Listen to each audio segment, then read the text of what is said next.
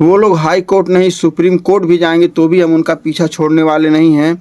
और ललितवा ने जो किया है उसको उसके गुनाहों की सज़ा मिलेगी। अब बड़े अच्छे आदमी से पाला पड़ा है उसका। तो हाय दोस्तों, नमस्कार, बहुत बहुत स्वागत करते हैं अनुराग यादव जौनपुर केस में। दोस्तों, जैसा कि आप लोगों को पता होगा कि आज अनुराग यादव केस की फाइल लगी थी और आज सुनवाई होने वाली थी। यानी थी लालता के खिलाफ जो मुकदमा चल रहा बेदखली का, उसके मकान पे बुलडोजर चलाने का, उस केस को लेकर के आज दोस्तों सुनवाई होने वाली थी, लेकिन उसमें कुछ अड़चनें आ गई हैं। और इसके साथ साथ दोस्तों जो लालता का मुकदमा चल रहा है, यानी कि जो अपराधियों का अलग मुकदमा चल रहा है, जो पिछली बार उनकी जो है सुनवाई हुई थी, वो लोग पेशी पर हाजिर हुए थे, उनका वीडियो आप लोगों ने देखा होगा, उसके बारे में भी अहम बात करेंगे। यानी कि दोनों मुकदमों को लेकर के अहम बात होगी, क्या कुछ कहा प्रधान ने और क्या हुआ कि आज कुछ अड़चनें क्या पड़ी और उनके मुकदमे को लेकर के क्या आया फैसला। तो दोस्तों वीडियो लास्ट तक देखिएगा, बहुत ही अहम और अच्छी जानकारी आप लोगों को देंगे। चलिए स्टार्ट करते हैं। तो दोस्तों जैसा कि आप लोगों को बता दें कि आज है 14 फरवरी और आज होने वाली थी अनुराग के केस की सुनवाई। लेकिन दोस्तों आज भी सुनवाई नहीं हो पाई और सुनवाई ना होने का कारण दोस्तों यही था कि आज भी किसी अधिवक्ता की डेथ हो गई थी। और जैसा कि प्रधान जी ने कहा था कि अगर अगली बार तारीख पड़ती है तो हम अहम बैठक करेंगे और बैठक करने के बाद खुद एक निर्णय लेंगे और अपने स्तर से प्रयास करेंगे लालता का मकान गिराने का। अब तो प्रधान जी लालता को लालता भी कहना नहीं चाहते हैं, ललतवा कहते हैं, क्योंकि वो लोग नाम लेने के काबिल हैं ही नहीं। इतने मतलब उन लोगों को इंसान कहा जाए तो शायद उन लोगों की गिनती इंसानों में हो ही नहीं सकती। उन लोगों ने जानवरों वाला काम किया है, शैतानों वाला काम किया है, दरिंदों वाला काम किया है। तो दोस्तों आप लोगों को बता दें कि आज की तारीख नहीं लग पाई। प्रधान जी अपने समय पर हमेशा की तरह 10 बजे के आसपास पहुंच जाते हैं और जैसे ही वो कोर्ट में हाजिर होते हैं, वहाँ एक महिला बाबू बैठी हुई थी, वो इनसे कहती हैं कि आज किसी अधिवक्ता की डेथ हो गई है और डेथ होने की वजह से आपको एक अगली नई तारीख दी जाती, जो तारीख है 17 फरवरी। प्रधान जी का कहना है 17 फरवरी को सोमवार पड़ रहा है और सोमवार को जितनी भी तारीखें पड़ती हैं उतनी तारीखें कैंसिल हो जाती हैं, किसी अधिवक्ता की डेथ हो जाती है या प्रस्ताव आ जाता है, कुछ ना कुछ करके सोमवार को सुनवाई नहीं हो पाती। इसलिए वो आग्रह करते हैं कि इस तारीख को बढ़ा करके मंगलवार को कर दिया जाए। लेकिन उनका कहना नहीं, मंगलवार को नहीं हो पाएगा, कुछ अलग काम है और आपका तारीख उसी दिन पड़ेगी, यानी कि 17 फरवरी को। तो और सुनवाई होने की संभावना है, हो सकता है कि सुनवाई हो जाए। तो प्रधान जी ने बातें एक्सेप्ट कर ली हैं और 17 फरवरी को फिर है सुनवाई, यानी कि 3 दिन के बाद। दोस्तों अहम बात यह है कि जो लालता और लालता के साथ जो उसके भाई भतीजे और उसका जो भी अपराधी हैं, सब लोगों का नाम आप लोग जानते होंगे। इन लोगों की पेशी हुई थी और पेशी होने के बाद दोस्तों इन लोगों ने भी अपनी जमानत की याचिका दायर की थी, यानी कि बेल की याचिका लगाई थी कि हमको बेल मिल जाए। लेकिन वहाँ के जो सरकारी अधिवक्ता हैं उन्होंने फाइट करते हुए इनकी जो जमानत की अर्जी थी इसको खारिज कर दिया, इसको एक्सेप्ट नहीं किया गया, रिजेक्ट कर दिया गया है। बड़े खुशी की बात है।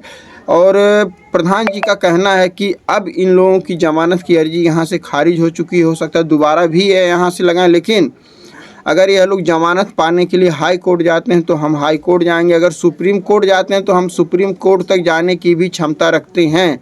लेकिन किसी भी कीमत पे ललतवा को, इस भाषा में उन्होंने बात किया है कि किसी भी कीमत पे ललतवा को बेल नहीं मिलेगी। और अब तो और हम उसके पीछे पड़ गए हैं और उसको समझ में नहीं आ रहा है कि वह किस आदमी के पाले पड़ा है, क्योंकि आज पूरा देश, पूरा हिंदुस्तान, पूरा प्रदेश आज इस मामले को देख रहा है और इस मामले को बहुत गंभीरता से ले रहा है। साथ साथ प्रधान जी के ऊपर निगाहें बनी हुई हैं सभी की, क्योंकि प्रधान जी ही एक ऐसे व्यक्ति हैं कि जो इस फैसलों के लेकर के बहुत ही ज़्यादा गंभीर हैं और बहुत ही ज़्यादा चिंतित हैं। उनका कहना है कि प्रशासन अपना फैसला अगर देरी से सुनाएगी तो मैं अपनी पावर का इस्तेमाल करके उसके मकान को गिराने की क्षमता रखता हूं।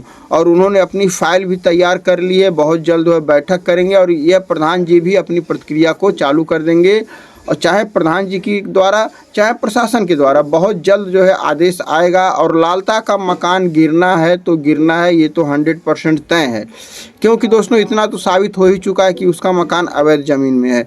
साथ साथ पिछली बार जब तारीख पड़ी थी तो लालता के वकील ने समय मांगा था, उसको 5 दिन का समय दिया गया था और तहसीलदार ने यह भी कहा था कि ये तुमको लास्ट समय है, इसके बाद तुमको इससे ज़्यादा टाइम नहीं दिया जाएगा।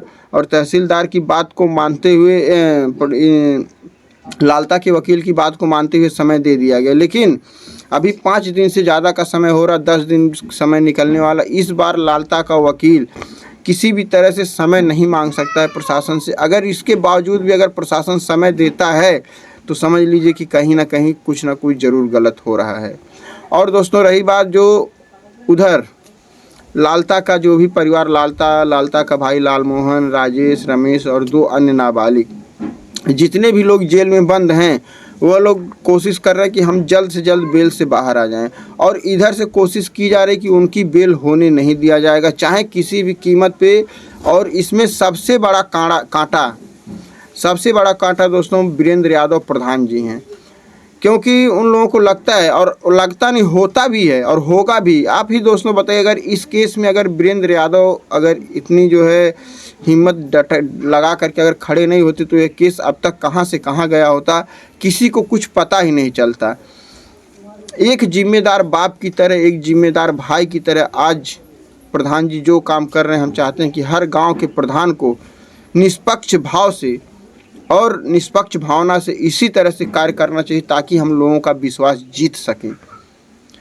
आपको कोई वोट करता है एक विश्वास के ऊपर वोट करता है, और आज अनुराग के पिताजी को बहुत ही ज़्यादा गर्व है प्रधान जी के ऊपर। लेकिन दोस्तों साथ साथ इस मामले में हमारी केंद्र सरकार की क्या प्रतिक्रिया है, इसके ऊपर भी बहुत सारे सवाल उठ रहे हैं, बहुत सारे मतलब संभावनाएं व्यक्त की जा रही हैं कि वास्तव में दोस्तों आप लोगों ने देखा होगा कि जितने मैटर हुए हैं सारे मैटरों से हट करके अनुराग का मैटर है, कितना हाईलाइट रहा, कितनी चर्चा में रहा, अभी भी चर्चा में है। इसमें राजनीतियाँ भी हुई, बहुत कुछ हुआ, लेकिन हमारे प्रदेश के मुख्यमंत्री माननीय श्री योगी आदित्यनाथ जी ने इस मामले को लेकर कहीं भर भी रत्ती भर भी कोई टिप्पणी नहीं की है, ना तो कभी इनके परिवार से मिलने का प्रयास किया। हाँ, खेल मंत्री गिरीश चंद के द्वारा जो है इनको जो है कुछ सहायता राशि प्रदान की गई बस।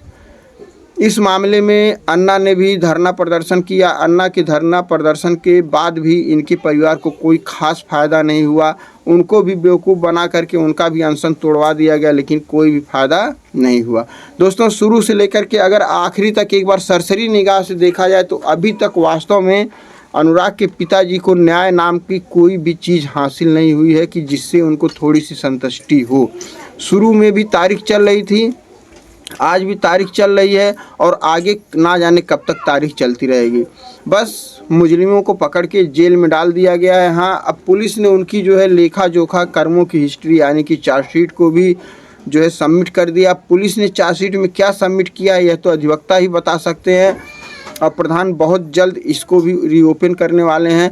तो सारा कुछ आप लोगों के सामने होने वाला है और सब कुछ आप लोगों की नज़रों के सामने होगा। लालता का मकान भी गिरेगा और उन लोगों को कड़ी से कड़ी सज़ा देने का भी प्रयास किया जाएगा।